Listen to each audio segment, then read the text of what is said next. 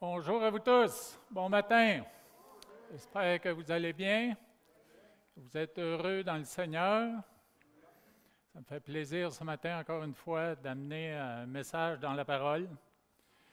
Je me suis demandé là, si je devais, le lendemain d'une grande funéraille, si je devais continuer cette étude dans 1 Timothée concernant le leadership dans l'Église. Et puis le Seigneur m'a mis à cœur, oui, effectivement, de continuer parce que nous voulons continuer le processus. C'est quelque chose que nous avons déjà entamé et nous voulons avancer dans cette direction-là. Alors, vous voyez à l'écran, le message de ce matin, c'est la pathologie des faux enseignants. C'est un thème que Paul a abordé dans le premier chapitre de cet épître. Et puis, il le reprend dans le chapitre 6. Une preuve que c'est important pour lui. C'est important parce que les dirigeants dans l'Église peuvent errer. Errer dans le sens de se tromper, partir dans une direction ou dans une autre, pas nécessairement en accord avec la volonté de Dieu. Alors, Paul reprend le sujet dans le chapitre 6. Et puis, on peut utiliser le terme pathologie. Certaines personnes ici qui travaillent dans le domaine de la santé savent ce que ça veut dire. Pathos, ça veut dire dérèglement, ça veut dire maladie, ça veut dire problème. Et puis, logos, bien sûr, c'est l'étude, c'est le discours sur les problèmes et les dérèglements. Alors, bien sûr, nous considérons les problèmes spirituels au niveau des enseignants. Et je peux vous dire que depuis le début de cette étude, je dois me faire violence, vraiment. Je crois que le Seigneur me parle au travers de ceci, de cette étude, et je crois que le diable aussi me parle au travers de cette étude. Alors, je lutte constamment avec des pensées d'accusation, me disant, tu n'étais pas à la hauteur là, tu n'étais pas correct là, tu n'étais pas où tu devrais être à ce moment-là. Et puis, d'un autre côté, le Seigneur, dans sa grâce, vient me visiter pour me dire, ça va aller, je t'aime, continue, persévère, ça va aller. Alors, dans sa grâce, le Seigneur continue de m'encourager. Et puis, c'est sûr que je pourrais abandonner complètement, laisser et puis partir. Mais ce n'est pas sa volonté. Il désire que dans n'importe quel défi, n'importe quel problème, difficulté dans nos vies, il veut que nous soyons courageux. Il veut que nous avancions. Et dans sa grâce, il nous donne la force dans l'être intérieur. Il nous donne même la force dans nos corps afin que nous puissions continuer d'avancer. Il y a une illustration qui m'est venue à l'esprit alors que je considérais ma situation en enseignant sur ces thèmes du dirigeant et puis de son caractère, ses caractéristiques, sa personnalité, c'est vraiment sa façon de se comporter et sa façon d'être dans l'Église. Et puis les illustrations qui me sont venues à l'esprit, alors que c'est moi qui enseigne sur ces choses-là, mais je pensais à une opération qui a été faite dans le corps médical il y a bien longtemps. Et mes recherches m'ont permis de trouver que c'était possiblement cette opération en 1921, le 15 février. C'était une appendicectomie avec anesthésie locale. Avant ça, on faisait des anesthésies complètes. Et puis là, un médecin voulait tester une anesthésie locale. Alors, cet homme-là s'appelle Evan O'Neill Kane, un médecin. Et puis, il cherchait un candidat qui voulait se faire opérer dans ce temps-là, ça n'avait jamais été fait, avec une anesthésie locale. Et il n'a jamais trouvé. Jamais trouvé. Alors, il a dû lui-même se porter candidat. Et il s'est opéré lui-même. Bien sûr, ça a porté du fruit puisque par la suite, on a adopté cette méthode de traitement-là, les anesthésies locales. Et puis, ça s'est reproduit aussi en 1961 dans des circonstances où là, le médecin n'avait pas vraiment de choix parce qu'il était en Antarctique et il était sur une base où il était impossible d'amener un médecin alors que lui, il avait une appendicite aiguë et il devait être opéré. Alors lui aussi, il s'est fait avec une anesthésie locale et il s'est opéré lui-même. Et puis bien sûr, ça me rappelait un film, je ne sais pas si vous avez vu le film 127 heures. Certaines personnes ici l'ont vu, c'est un homme qui faisait de l'alpinisme.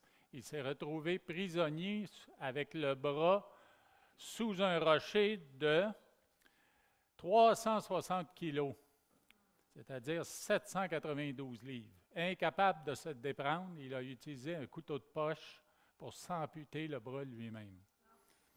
Alors, vous voyez la difficulté qui est là. On est là avec un sujet à traiter, on est là à enseigner un sujet, et puis en même temps, on doit se regarder où nous en sommes, non seulement dans notre façon d'être, mais aussi dans notre façon de faire. Et je peux vous dire que le Seigneur, dans sa grâce, il m'a montré des choses. Il y a des choses où j'avance et je me développe encore. On n'est jamais arrivé au bout du chemin. Alors, il y a encore du travail à faire en moi, mais le Seigneur travaille et par sa grâce, il me guide, il m'encourage et puis il m'a donné aussi une bonne équipe autour de moi pour faire la même chose, me guider, m'encourager et m'aider. Alors, voici les versets du thème de ce matin. Ce sont les versets 3, 4 et 5 du chapitre 6. Lisons-les ensemble. « Si quelqu'un enseigne de fausses doctrines et ne s'attache pas aux saines paroles de notre Seigneur Jésus-Christ, et à la doctrine qui est selon la piété, il est enflé d'orgueil et il ne sait rien. Il a la maladie des questions oiseuses et des disputes de mots, d'où naissent l'envie, les querelles, les calomnies, les mauvais soupçons, les vaines discussions d'hommes corrompus, d'entendement, privés de la vérité et croyant que la piété est une source de gain. » Prions.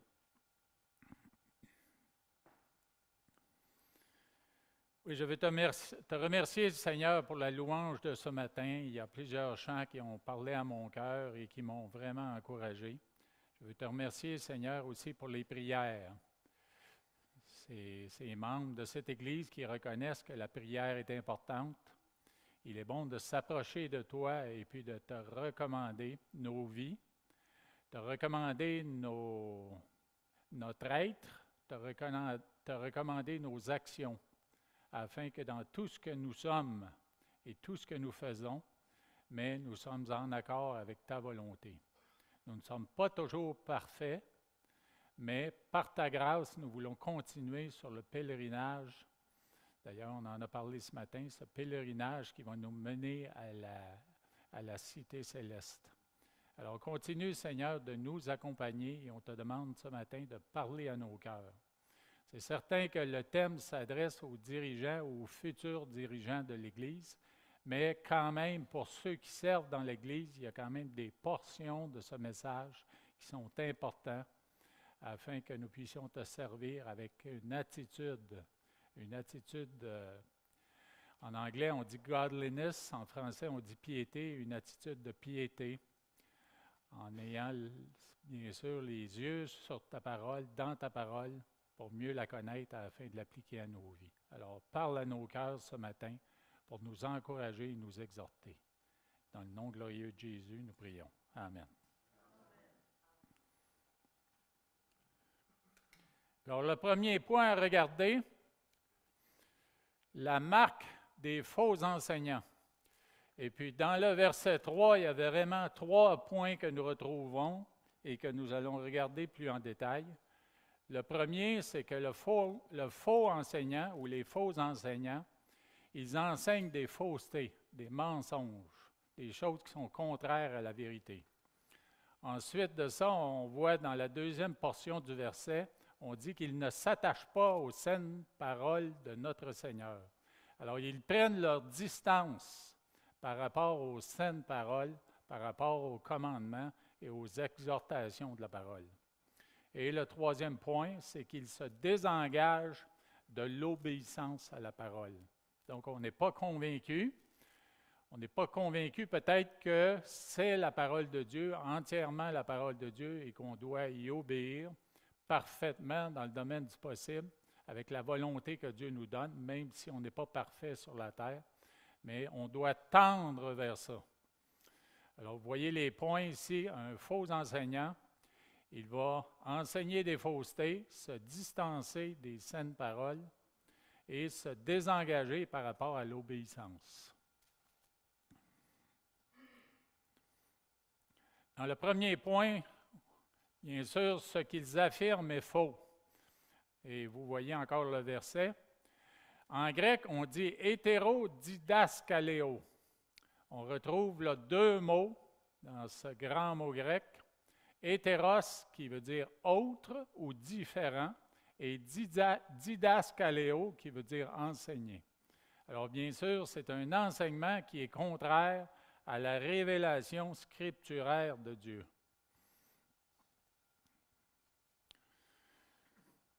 Il y a des termes que nous connaissons en français que nous utilisons, là, entre autres hétérosexuel, où on voit côté genre ou côté sexe, on voit différence entre les deux pour un mariage hétérosexuel.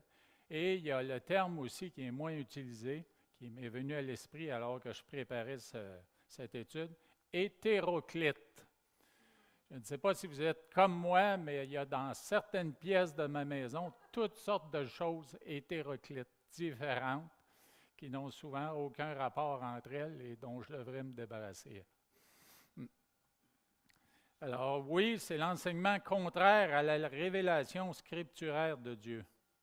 Et en ce qui concerne les croyances, on peut parler d'hétérodoxie.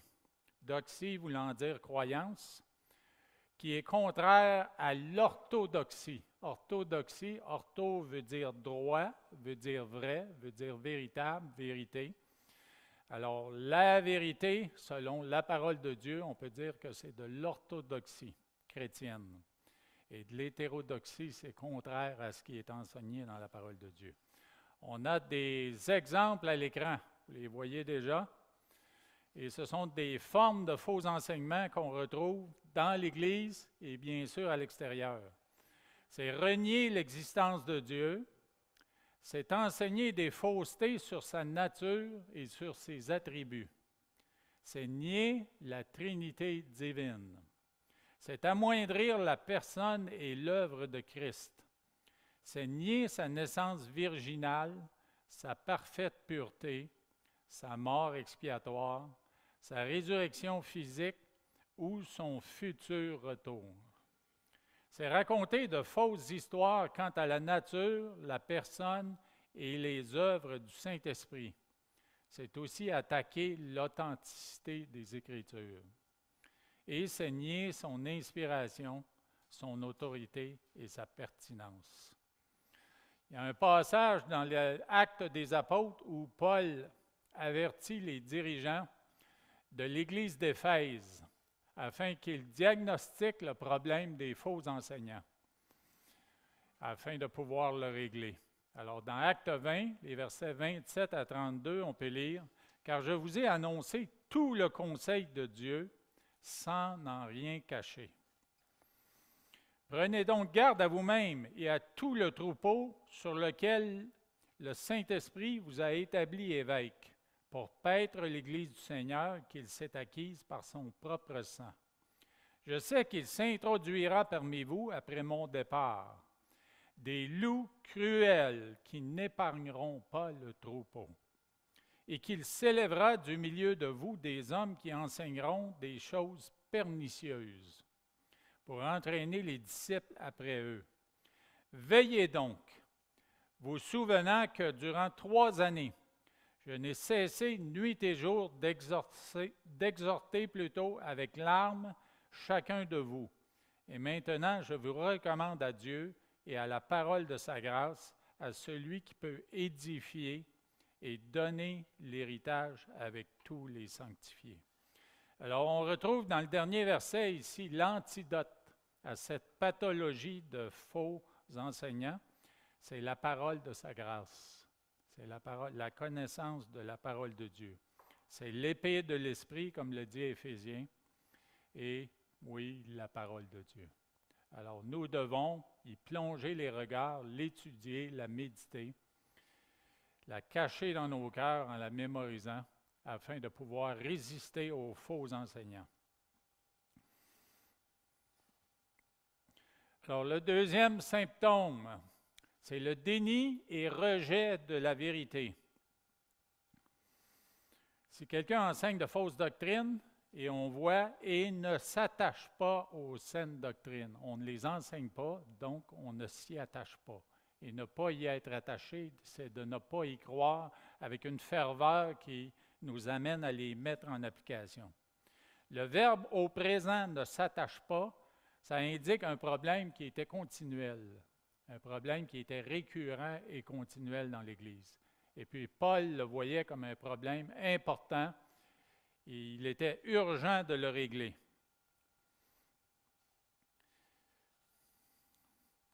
Les faux enseignants sont continuellement en désaccord avec les saines paroles. Et pour eux, il est difficile d'obéir car ils ne croient pas en ces saines paroles. Et là, me vient à l'esprit les illustrations avec nos jeunes enfants quand on les avertit de ne pas faire telle chose ou de ne pas toucher à telle chose. Et puis, ils le font quand même au risque de se blesser. Le mot « saine », c'est le mot grec « ougiaino ». Et c'est un mot qui signifie, ou qu'on utilise aussi, qui est utilisé du grec au français pour produire le mot « hygiène ». Et on sait ce que c'est que l'hygiène. L'hygiène, c'est ce qui nous permet d'éviter certains problèmes de santé en prenant soin de ce que nous mangeons, entre autres une nourriture qui est bonne et non pas une nourriture qui est périmée. Et puis c'est de cette façon-là que nous gardons la santé pour nos corps. De la même façon, pour nos vies, nos comportements moraux, activités, paroles, attitudes, mais de la même façon, nous devons nous appuyer et considérer la sainte parole de Dieu pour agir selon sa pleine volonté afin que nous soyons des témoins fidèles, des témoins qui brillent en ce monde.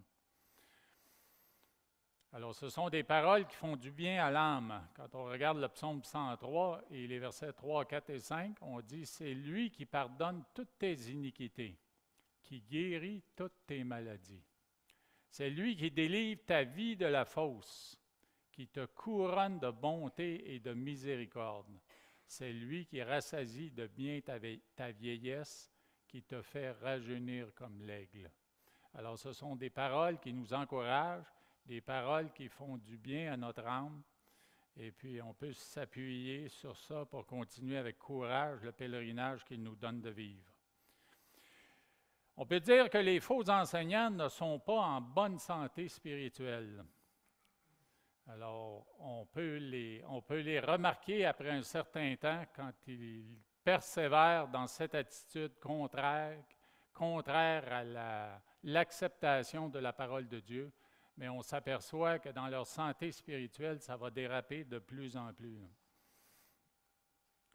Il y a d'autres exhortations à Timothée et à Tite à être attentifs à la doctrine saine et salutaire. Dans 2 Timothée 1,13, il est écrit « Retiens dans la foi et dans la charité qui est en Jésus-Christ le modèle des saines paroles que tu as reçues. » Et Tite 1,9, « Attaché à la vraie parole telle qu'elle a été enseignée afin d'être capable d'exhorter. » D'exhorter comment? Mais d'exhorter selon la saine doctrine et de réfuter les contradicteurs. Et dans Tite 2.1, il est écrit « Pour toi, dis les choses qui sont conformes à la saine doctrine. » Alors, vous voyez que pour Paul, ce thème de saine doctrine, d'une doctrine qui est solide, qui est selon la volonté de Dieu. C'est continuel dans la parole, dans ses écrits. Et pourquoi cette doctrine dont il est question est-elle si saine? Bien, c'est parce qu'elle est l'origine de notre Seigneur Jésus-Christ. C'est lui qui en est l'auteur. Et bien sûr, il a parlé quand il a marché sur la terre. Et il y a des citations qui sont dans la parole, que nous connaissons. Et c'est son témoignage, sa vie, sa venue, qui a inspiré les textes des épîtres que nous avons, afin que nous les ayons aussi comme des paroles de saine doctrine. Dans Colossiens 3,16, il est écrit que la parole de Christ habite parmi vous abondamment. Instruisez-vous et exhortez-vous les uns les autres en toute sagesse, par des psaumes, par des hymnes, par des cantiques spirituels, chantant à Dieu dans vos cœurs sous l'inspiration de la grâce. Et 1 Thessaloniciens 1,8 dit ceci, « Non seulement en effet la parole du Seigneur, elle a retenti de chez vous, dans la Macédoine et dans l'Achaïe, mais votre foi en Dieu s'est fait connaître en tout lieu, de telle manière que nous n'avons pas besoin d'en parler. » Alors cette parole, cette saine parole, elle a produit une foi qui est un témoignage à l'extérieur des régions que Paul mentionne ici. Et le troisième symptôme chez les faux enseignants, c'est une vie d'impiété. Vous voyez à la fin de ce verset, à la doctrine qui est selon la piété. Alors, non seulement on ne s'attache pas aux saines paroles, mais on ne les applique pas dans la vie de ces faux enseignants. Alors, il y a un dérèglement qui est là, une désobéissance qui est là, qui vient compléter le processus. Ne pas croire dans l'être intérieur et ne pas appliquer à l'extérieur dans les comportements. La piété, bien sûr, ça veut dire révérence.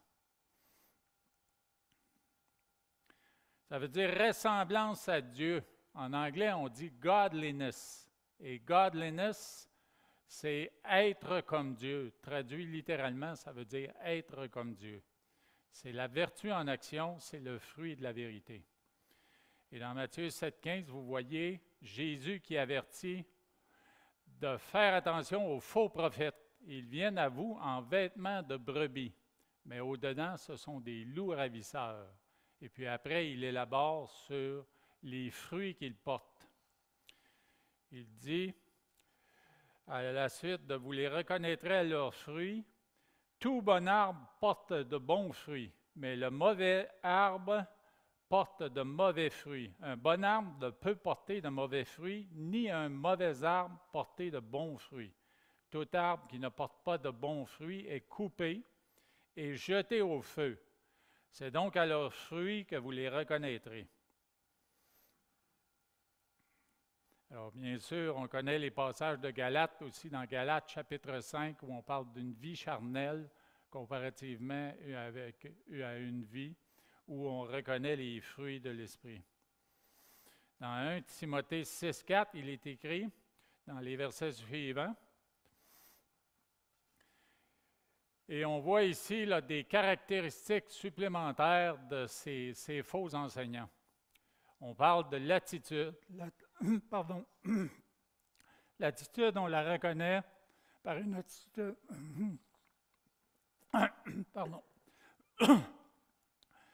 par une attitude d'orgueil. Et on sait qu'est-ce que c'est que l'orgueil. L'orgueil, c'est de se croire au-dessus vraiment de ce que nous sommes en réalité. On sait que Satan a péché par orgueil, et c'est ce pourquoi il a été chassé du paradis céleste, parce qu'il a voulu élever son trône au-dessus du trône de Dieu. Alors, le mot orgueil signifie, bien sûr, littéralement gonflé comme un nuage de fumée, semblant être impressionnant, mais à l'intérieur ne valant absolument rien. Dans notre langue, on peut dire déplacer de l'air. On va utiliser aussi ici au Québec, tête enflée. Je me rappelle quand j'étais jeune, j'étais timide dans bien des situations, mais parce que j'avais du succès dans le sport, Il y a certaines personnes qui me regardaient, puis parce que j'étais timide et en public, j'avais des hésitations de temps à autre, mais on me disait que j'avais une tête enflée. Alors oui, c'est synonyme aussi d'arrogance, d'insolence méprisante ou agressive. C'est comme ça que ça peut se traduire à l'extrême, là. Ça sous-entend bien sûr un discours qui est rempli de vanité. Dans 2 Pierre 2,18, il est écrit « avec des discours enflés de vanité. Ils amorcent par les convoitises de la chair, par les dissolutions, ceux qui viennent à peine d'échapper aux hommes qui vivent dans l'égarement. » Alors, le mot vanité, on le retrouve beaucoup dans Ecclésiaste, où Salomon l'utilise pour décrire des choses de la vie qui, selon lui, après les avoir expérimentées, n'apportent pas un fruit spirituel, un fruit éternel. Ce sont des choses qui disparaissent. Ils sont là pour un temps, puis après, ça disparaît. Vanité des vanités, tout est vanité. Alors, on parle bien sûr de propos qui sont futiles, qui révèlent leur orgueil et leur arrogance. Le verbe amorce signifie tromper et piéger. Par exemple, il y a Simon le magicien dans Acte 8, les versets 9 et 10, où il est écrit « Il y avait auparavant dans la ville un homme nommé Simon, qui, se donnant pour un personnage important, exerçait la magie et provoquait l'étonnement du peuple de la Samarie. Tous, depuis le plus petit jusqu'au plus grand, l'écoutaient attentivement et disaient « Celui-ci est la puissance de Dieu, celle qui s'appelle la Grande. » Alors, à l'entendre, c'est impressionnant, au point tel qu'on disait qu'il venait de Dieu, alors que ce n'était pas du tout le cas. Paul fait une description de tels hommes dans Colossiens 2,18. Il écrit « Qu'aucun homme, sous une apparence d'humilité, et par un culte des anges, ne vous ravisse à son gré le prix de la course, tandis qu'il s'abandonne à ses visions et qu'il est enflé d'un vain orgueil par ses pensées charnelles. » Alors, vous voyez encore une fois là, une présentation qui semble importante, qui semble impressionnante, mais à l'intérieur complètement vide, qui ne donne rien. Ce sont des gens qui sont imbus d'eux-mêmes. Et le mot imbu veut dire imbibé, imprégné. C'est prêt à s'opposer à Dieu et à sa merveilleuse parole. Alors, c'est vouloir remplacer Dieu, remplacer sa parole par des activités qui sont entièrement charnelles et humaines. Comme deuxième caractéristique, la mentalité des faux enseignants. Dans le verset 6.4b, on dit « Il ne sait rien, et il a la maladie des questions oiseuses et des disputes de mots. » Dans Romains 1.22, on parle des hommes qui sont charnels, des hommes qui sont dans la spirale descendante du péché, à un point tel qu'éventuellement Dieu va les juger. Et on dit, se vantant d'être sages, ils sont devenus fous. Se vantant d'être sages selon les hommes, mais selon Dieu, ils sont devenus fous. Dans 1 Corinthiens 2.14, mais l'homme animal ne reçoit pas les choses de l'Esprit de Dieu, car elles sont une folie pour lui, et il ne peut les connaître, parce que c'est spirituellement qu'on en juge. Vous savez, je vois beaucoup de gens là, qui ont des animaux domestiques, et puis on les considère, les animaux domestiques, vraiment comme des personnes aujourd'hui. Puis mon frère qui pratique la médecine vétérinaire, mais lui, il voit des gens qui ont de la difficulté à se séparer de leurs animaux qui leur coûtent des fortunes parce qu'ils sont âgés et malades. Puis mon frère, il est très, très terre à terre. Il a une pratique où il est devenu à peu près le seul vétérinaire à Bécomo, alors qu'il y a quelques années, il y en avait 6. Alors, imaginez la clientèle qui a afflué dans sa clinique. Alors, il n'a pas besoin de tous ces patients-là, d'autant plus qu'il y en a qui perdent leurs animaux, puis il leur conseille d'y aller mollo, puis de prendre le temps là, avant d'aller en chercher un. Surtout un chien comme celui qu'il vient d'euthanasier, parce que c'est un chien pure race avec toutes sortes de problèmes. Puis les clients retournent, puis quelques jours plus tard, viennent lui annoncer « Hey, je me suis trouvé un nouveau chien, un pareil, même race. » Alors, il est un petit peu découragé de cette situation parce que les gens voient chez les animaux qu'ils les considèrent vraiment, ils les humanisent. Mais on voit ici qu'on parle de l'homme animal, mais pas comme une chose préférable. L'homme animal ne reçoit pas les choses de l'Esprit de Dieu.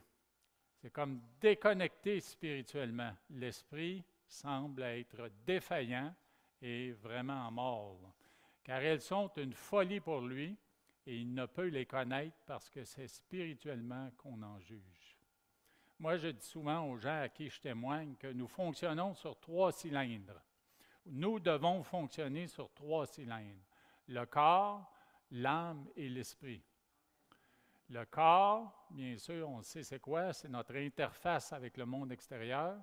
L'âme, c'est le siège des émotions et des sentiments. Et puis l'esprit, c'est le siège de la sagesse et de l'intelligence. Et puis je crois sincèrement que l'esprit devrait être en contrôle sur les 2 autres. Parce que c'est l'esprit qui est en contact avec Dieu. Dans l'âme, il y a tellement d'émotions, de sentiments, souvent c'est chaotique, puis on voit des gens fonctionner sans un esprit solide, instruit par la parole de Dieu, et puis les émotions et les sentiments ont le contrôle, littéralement. Alors, on voit des personnes qui agissent et prennent des décisions qui sont émotionnelles selon ce qui se passe dans l'âme, qui est complètement désordonné, et puis ça dérape dans toutes les directions. Alors, j'encourage les gens là, à nourrir leur esprit. Premièrement, se connecter à l'Esprit de Dieu en acceptant Jésus-Christ comme Seigneur et Sauveur, et se nourrir spirituellement pour que l'esprit soit fort. Je me rappelle, il y a bien des années, un pasteur utilisait une illustration avec une balle de baseball. Puis l'enveloppe extérieure, c'est le corps. Toute la corde qu'il y a juste en dessous, là, qui est ficelée là, tout autour de la balle, mais ça, c'est l'âme. Et puis en dessous de ça, le cœur de la balle qui est dur, qui permet à la balle d'être très dure, ça c'est l'esprit. Et puis moi, j'ai déjà trouvé une balle où, je ne sais pas comment la personne avait fait ça, là, mais elle avait enlevé le noyau sans trop briser l'extérieur. Puis j'ai essayé de jouer au baseball avec ça. Imaginez ce que ça a donné, c'était pratiquement impossible. C'était littéralement impossible. Alors, c'est une belle illustration du fait que 3 dimensions d'une personne, sans aller dans les détails aussi du cœur et de la volonté, là, mais sont absolument essentielles pour avoir une vie qui est en accord avec la volonté de Dieu, une vie qui réjouit le cœur de Dieu. Dans le verset 15, c'est écrit, dans Jacques 3,15, « Cette sagesse n'est point celle qui vient d'en haut, mais elle est non seulement terrestre, mais elle est charnelle, et pire encore, elle est diabolique. » Alors oui, nous avons un ennemi qui nous influence, et nous devons résister à son influence. Par la suite, dans le passage, on voit des mots « questions oiseuses » et des disputes de mots. Questions oiseuses, bien sûr, ce sont des questions qui ne donnent absolument rien. Ça ne vaut pas la peine de discuter. Ce sont des sujets là, on peut en parler longtemps, mais à la fin, quand on a réalisé, après avoir parlé longtemps, on a réalisé que ça n'a pas donné grand-chose. C'est discuter sur des futilités plutôt que d'étudier la parole de Dieu et de parler de Dieu et des choses de Dieu. Comme exemple, on parle de ce qui a été fait avec la création. Dieu a créé le monde en 6 jours de 24 heures. Et bien sûr, on reconnaît cette vérité dans Genèse chapitre 1, dans les versets 5, 8, 13, 19, 23 et 31, et aussi dans Exode 20, 11. Mais pour apaiser les farouches défenseurs de l'évolution, en acceptant des thèses comme l'évolution théiste et le créationnisme progressif, mais on a permis à des questions oiseuses et des disputes de mots de venir affaiblir le message de la parole de Dieu. Alors, en tant que chrétien, on doit résister à ces choses-là. Il y a eu aussi des batailles pour l'authenticité du Nouveau Testament, des batailles de mots avançant que les récits néo-testamentaires étaient des mythes inventés par les disciples de Christ après sa mort. Alors, c'est un problème, une maladie spirituelle que de s'adonner à ces types de discussions. Et bien sûr, tout ça, ça produit des effets. Et on voit les effets dans le verset 4, à la fin du verset 4 et début du verset 5. D'où naissent l'envie, les querelles, les calomnies, les mauvais soupçons et les vaines discussions. Alors, juste pour... Je suis certain que vous connaissez les définitions de ces mots, mais pour vous les rappeler, c'est un mécontentement, l'envie, c'est un mécontentement devant les avantages et la popularité d'un autre. Moi, je peux vous dire qu'ici, là, j'ai eu un combat récemment. Tout un combat. Pourquoi? Parce que nous avons en formation un pasteur qui enseigne la parole de Dieu. Là. Il l'enseigne longuement, des enseignements d'1 heure, et il l'enseigne justement. Il est très bien formé et il a une mémoire extraordinaire.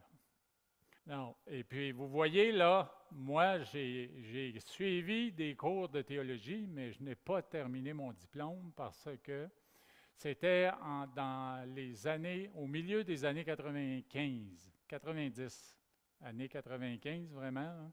C'est là que j'ai dû arrêter parce que ça tombait pile après avoir commencé des années avant. Là. Ça tombait pile dans la période du cancer de notre fils. Et je devais travailler à temps plein, alors j'en ai eu là, jusque-là.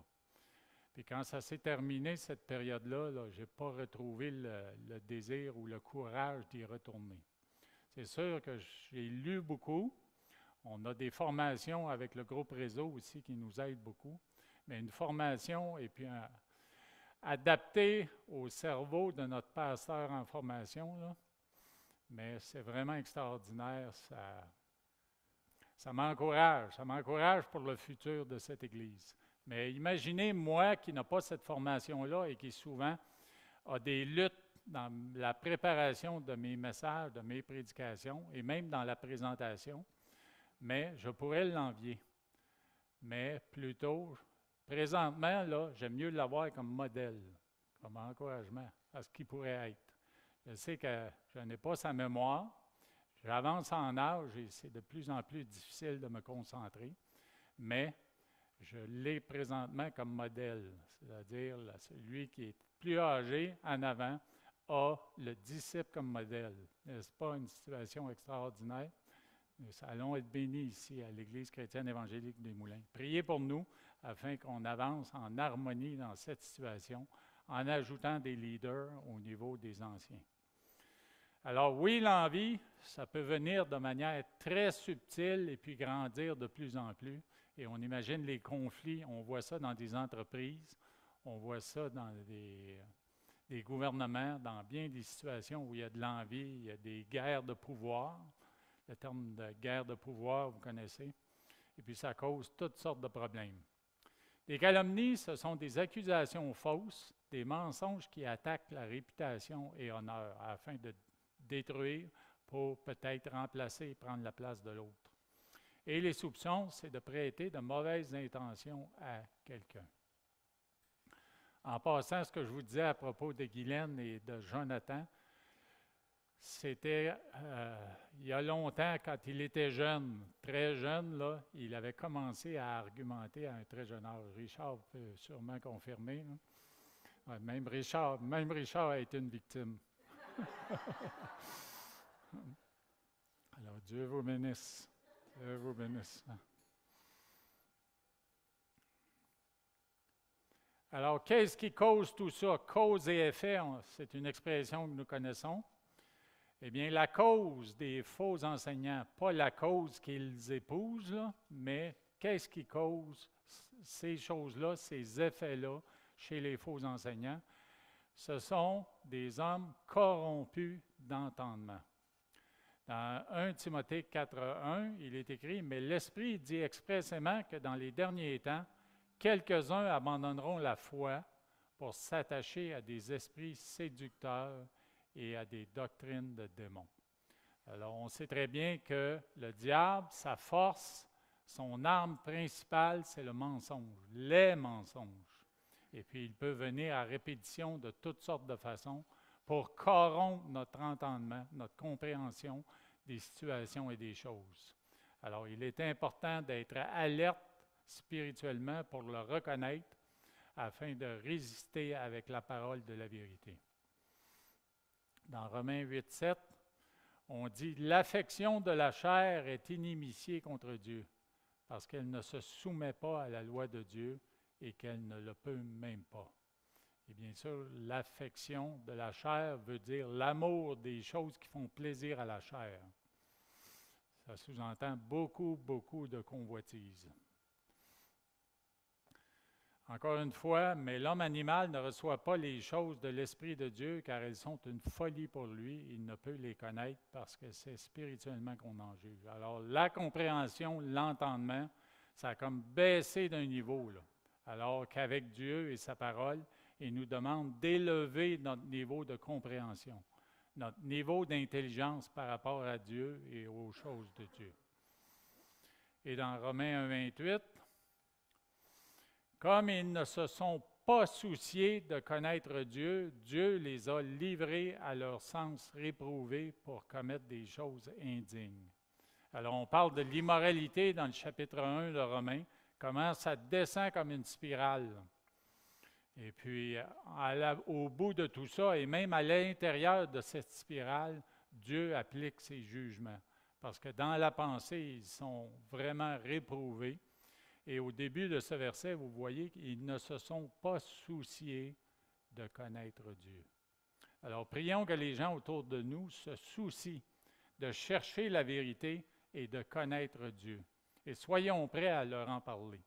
Soyons prêts à saisir ces opportunités qu'il prépare d'avance pour nous. Et je n'ai pas la fin du verset ici, puisque la fin du verset qui est plutôt par rapport à la vérité et à la source de gain. Ça, j'ai gardé ça pour la semaine prochaine et je vais continuer avec ça puisque ça va vraiment ensemble.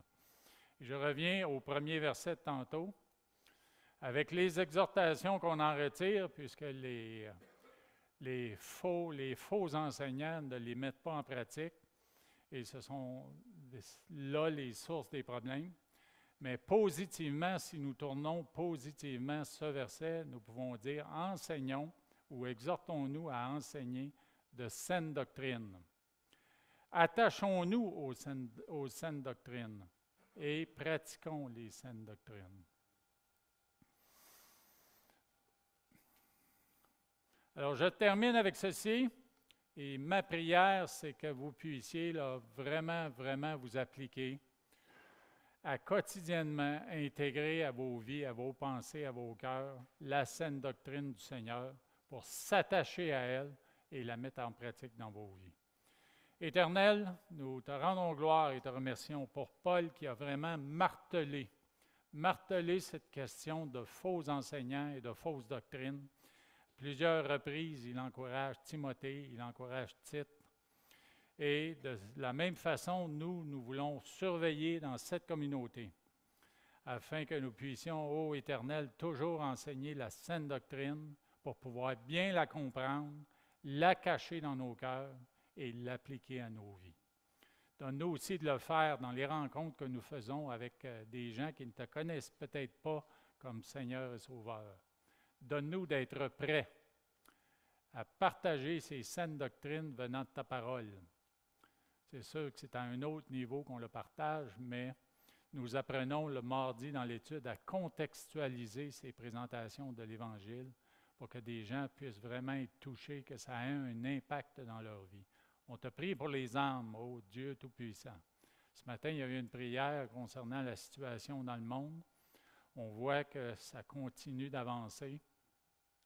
Qu'est-ce qui va en résulter? On ne sait pas, mais tu nous avais avertis toi-même en parlant de guerre et de bruit de guerre. Eh bien, on voit que ça ne ralentit pas. Alors, on te prie pour ces gens qui peut-être auraient des craintes et des peurs, afin que tu leur donnes de chercher réconfort au bon endroit. Et puis, donne-nous, ô Éternel, de leur rapporter des paroles qui vont leur donner la paix, qui vont les calmer et qui vont leur montrer où est le salut en Jésus-Christ afin de prévenir une catastrophe éternelle.